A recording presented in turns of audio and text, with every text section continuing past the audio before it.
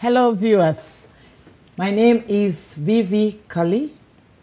I'm a child protection consultant. I'm your usual presenter of this program. I am today going to be presenting another issue on families, parents who give out their children for child labor. Why do parents give their children for child labor? Why do you have children? Why do you have to give them out? Why have so many children? With me today are my guests,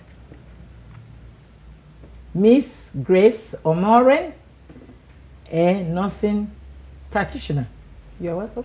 Thank you. Mrs. Stephanie Ibokwe, a lawyer specializing in banking and finance. Thank you for inviting me. Thank you. Right, viewers, you're welcome again.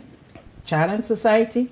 Today we are talking about parents who give their children out. It's going to be open. I'm opening this to you too now. So let's talk about it. Why do parents give out their children? Yeah, sometimes parents give out their children because they believe like they need to empower and they need to give their children better quality of life, which they themselves they cannot. And they believe like they're giving their children to trustworthy family, known family members, friends, or people they have grown up with. And probably they have talented children and they feel like the environment in which they are growing, probably in the village, and they want them to enjoy the benefits of living in the city. So why not? And then they give up their children to families, not in the sense of child labor, but in the sense of empowering them, enhancing them, and then give them better opportunity to become something. And I think also to add, it's also because many of these parents have numerous children. So it's just a case of too many children to handle, basically. So they just want to, they need help. And I don't think, in many African countries, in Nigeria, I don't think that they have the infrastructure in place to help these families. So they often, therefore, look to the wider community for that additional support. Right. You are right, but why do you have children? Why do you give birth to children? Do you give birth to children for other people to help you, or do you give birth to children so you can as well help yourself, help the children, make them to love you, you love them, make them to know you, meet their needs, train them? I know it's difficult. It can be difficult sometimes because if you are unemployed, you have no housing, you live in a village and you have so many children, how can you bring them up? How do you do it? And you have no state support. I think, obviously, I think there's a human need or desire to leave something behind in life. So I think when it comes to having children, you want to have children because you want to leave a legacy. You want to leave a presence. So it's just it's an innate desire to have that family, to have a family, really. I mean, children is something in which it's a gift from God, and it's also things that is the outcome of a family unit. And children is something like we need to celebrate. And children is something, I mean, people like we need to believe like this is us. This is what we have brought forward.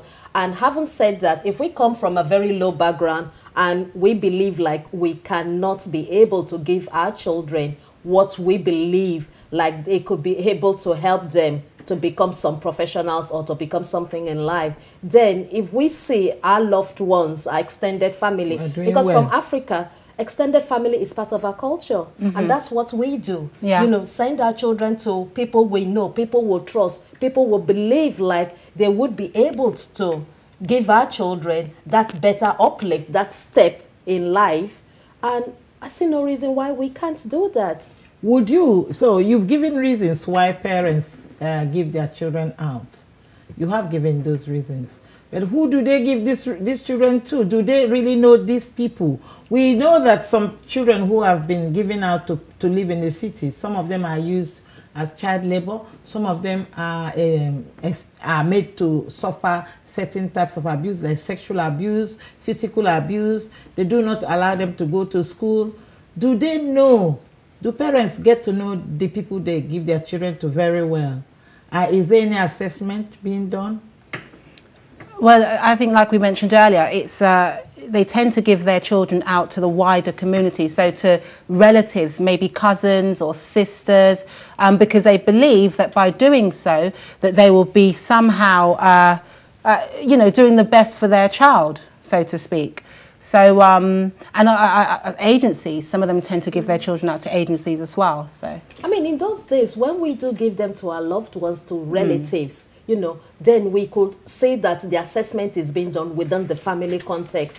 But these days, it goes beyond the relative, it goes to agencies. And when we do, you have some people that they traffic in children, they come with the pretense that, oh, we're going to give your children a better life. And people just say, oh, one woman came from somewhere. We don't actually check their background, because they come with this hefty money. They come to the village, and then they entice the villagers with this hefty money. And then they say like, oh, and then the villagers, don't forget, like, they don't have that sort of resources to be able to check the background. And this is where we look up to the government to say, oh, government, what are you doing in terms of making sure you provide for our children, so that our children are not being sent away from their original locality to a different environment? So we have agents who go to the villages and tell the parents that they are going to meet their needs in this way or that way. And these parents, some of whom are not as educated as you would think, believe in these agents and hand their children to this agent without consulting with anybody, no government, like welfare department, or even there is no social services, come to think of it. They just give these children out. And sometimes the children don't come back anymore. Sometimes they kill them. Sometimes they abuse, and they end up being used even sometimes for rituals. For rituals, yeah. How can we continue to give our children out to people we don't know? Even some people that we know still abuse our children. Children who are being used as housemates suffer a lot. What is our government doing about it? How are we going to solve this problem? Child labor is a reality. Children are hawking. Oh. Children are selling cold water on the street. Last few months, 2 Nigerian women were found with 2 children on the street, begging. These children were removed from their moms in the village and taken to Lagos, only to be made to say that they are unwell. I think they plastered something around their stomach, and they were parading them on the street, saying that they are not well, so you can contribute money. I mean, what type of thing is that? That is terrible, isn't it?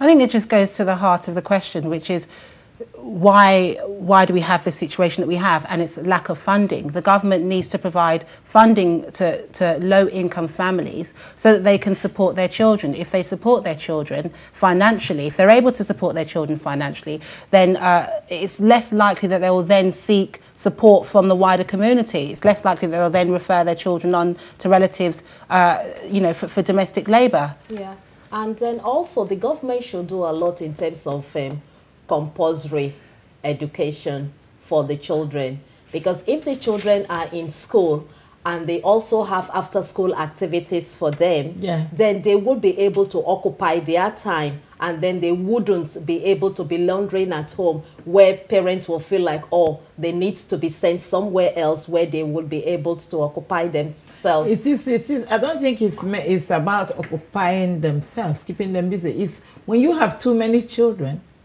you cannot feed them. You are not working.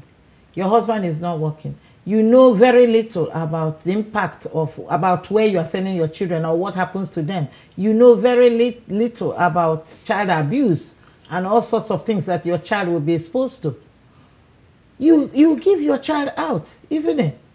If So this- what we are saying is there is danger of having too many children. The government is not need to be doing something in that respect. Yeah, but this is when the education comes in. You know, like if parents are properly educated, Yes. if they're properly educated and then they are aware of the consequences of their children being taken away from them, just my colleague has just said, it's because of poverty, it's because of lack of finances, it's because of so many children and too little food to feed them on. But if we're being educated, and that's where the government comes in, that's where the community comes in to say, well, okay, what are we doing as a community? All is not left to the government. The church is there, the community is there, the associations are there. But most where of these people you are people talking will be about- empowered and enlightened to be aware of the danger. So at that stage, then they will be able to do something about it. But I mean, what are we saying? Are we saying that they have too many children and that because, so are we suggesting that they shouldn't perhaps have as many children or?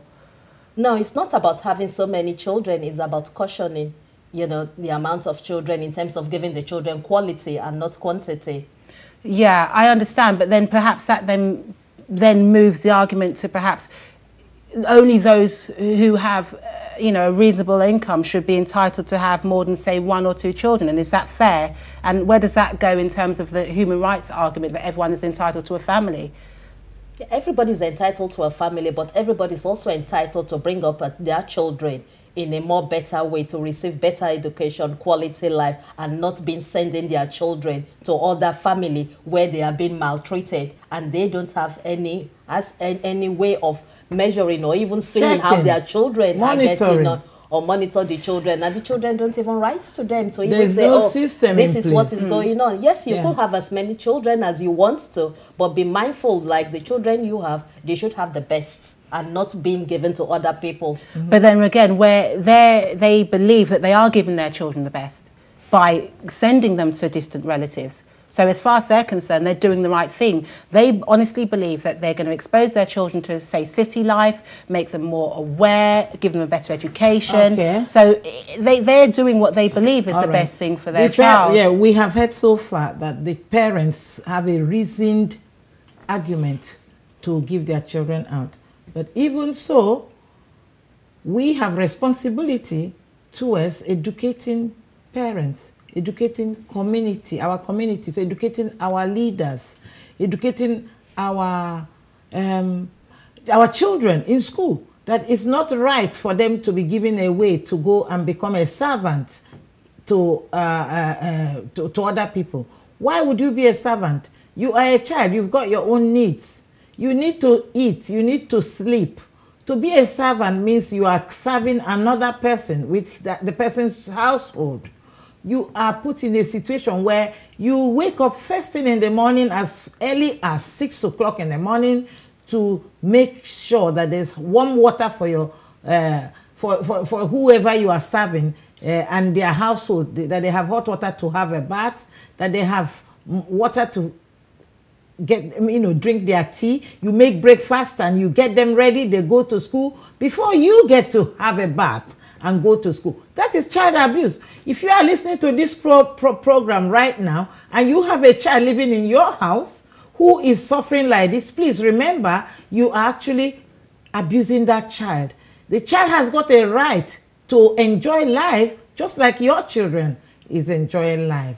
That's what we are saying here, that child labor must stop. You are looking at me right now because you've got those children that you have taken from the villages. You send tuppence to their parents because you want to use them to satisfy yourself. Some of these children are being abused under your care. As I speak, actually, think about it. If you know someone who is keeping a child at home, not allowing a child to go to school, physically beating this child, making the child to go and sell pure water before they go to school, making the child to sell pure water after school instead of studying, you are abusing that child.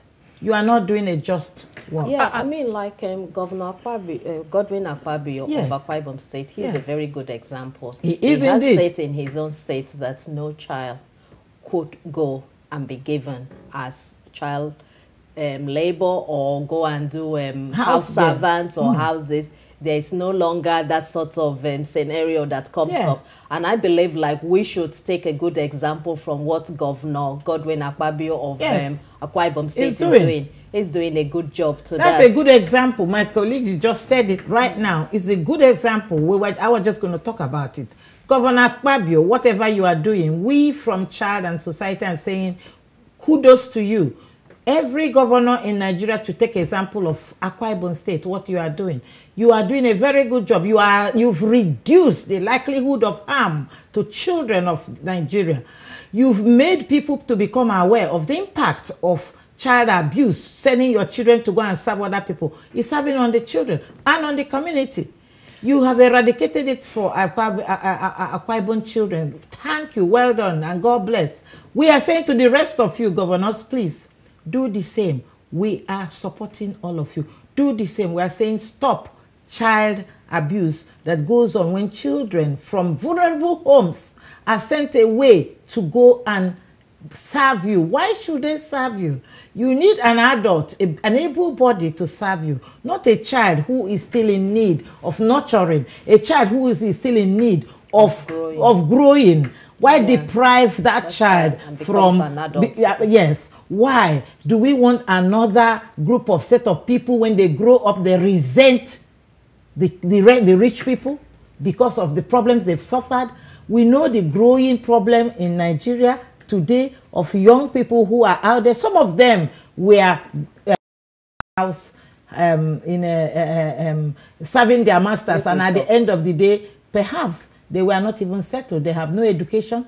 They left the household with blames. They left the household, maybe some of them were made pregnant and they were thrown out. Some of them were not fully educated. They were told, oh, we don't need you anymore, your service anymore. Then they're gone. Some of them are all over in Nigeria doing nothing because they've not been settled. Now, the hopes of their parents, has it been achieved? Over to you. You send your child. Yeah, well, that obviously, that then brings us onto the discussion of, you know, what are the effects of child labour, which I think we need to really home into, essentially, in order to assess whether or not the objectives of these parents are actually being met. Now, we know that in many cases, or in many instances, these children are abused physically and sexually. Mentally. Yeah, and mentally. And of course, that then means that they then, when they form and they become adults, they then suffer from the long-term effects of this abuse. Post-traumatic distress, yes. So that's a major concern, and I'm sure it's not... Mental health. And then sometimes by the time they go back to the village, they don't have anything, or they go back to their origin, the root home, they don't have anything to show for. You know, because they go back, they're pregnant, they become, even within their mates, they'll say, oh, you went to the city, what have you come? Then they become a laughing stock. The parents too become a laughing stock. The money which they are supposed to have bring home, then they are now looking for extra money to feed additional child, which wasn't a planned one. Okay, so our government of Nigeria need to do a lot.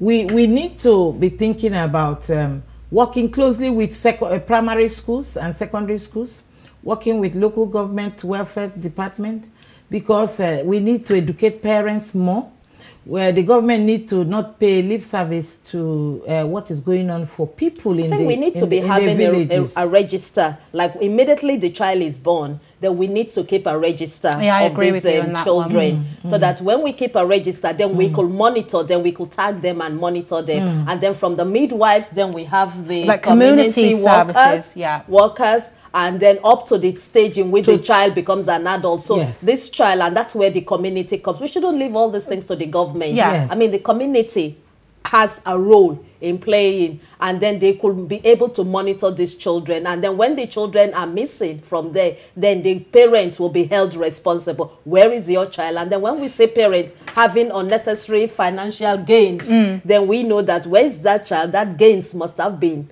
from this child disappearance. Then we need to get the police involved. Talking about more of monitoring. The village, even the village heads should be working together with the health sector, with the community youth workers in the villages to keep a tag on these things, because a lot of things are happening to children in our society.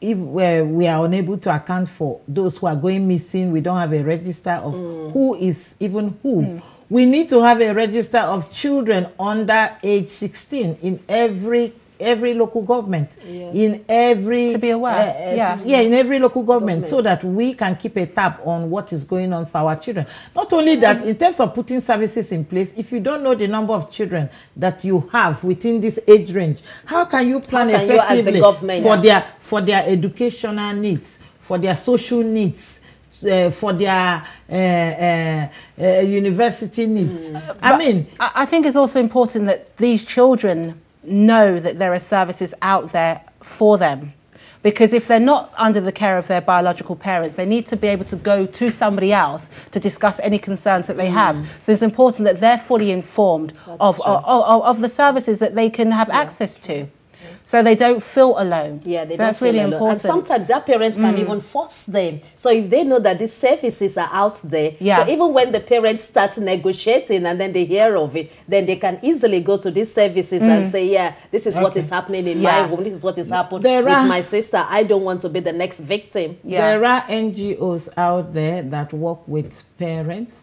There are NGOs out there that work with the community, the schools. Child Voice NG is one of those NGOs that are out there in Delta State, in Edo State, and in Abuja currently. They are working with parents, doing grassroots work, advising them against child sexual abuse, advising them about not to give their children out for child labor. They are working in schools. They're also working in motor parks where children are often seen hawking food and hawking wares, talking to the children, giving them leaflets about the impact of this on them and telling them, what to do. They are counseling children and following children to their homes. We need more NGOs to do this, and we need more of government recognition of this work so that work can continue. We also need you as viewers, if to support the work of Child Voice NG, with regards to reducing likelihood of harm to children. We have been debating on this issue. We are almost coming to the end of this program. I want you to say something before we end. Yeah. I will only say that it's not only the responsibility of the government. Yes. I believe like the rural areas and the rulers and then the people in the rural areas should be able to join in. Okay, thank you. And again, with all of these child-related issues, we need to always put the child first, and the children's needs should always be the paramount consideration. So any decision taken should be, the first issue should be, how would that improve the life of the child, essentially. Right. Viewers, as we're coming to the end of this program, I want to thank you very much for watching. As you know, we've been talking about why should parents give out their children as child labor. We've told you about what happens to children when they are given out as child labor. We've also talked about the impact of what happens to children out there. We've also talked about what government needs to put in place to reduce the likelihood of parents giving out their children. Parents need good housing.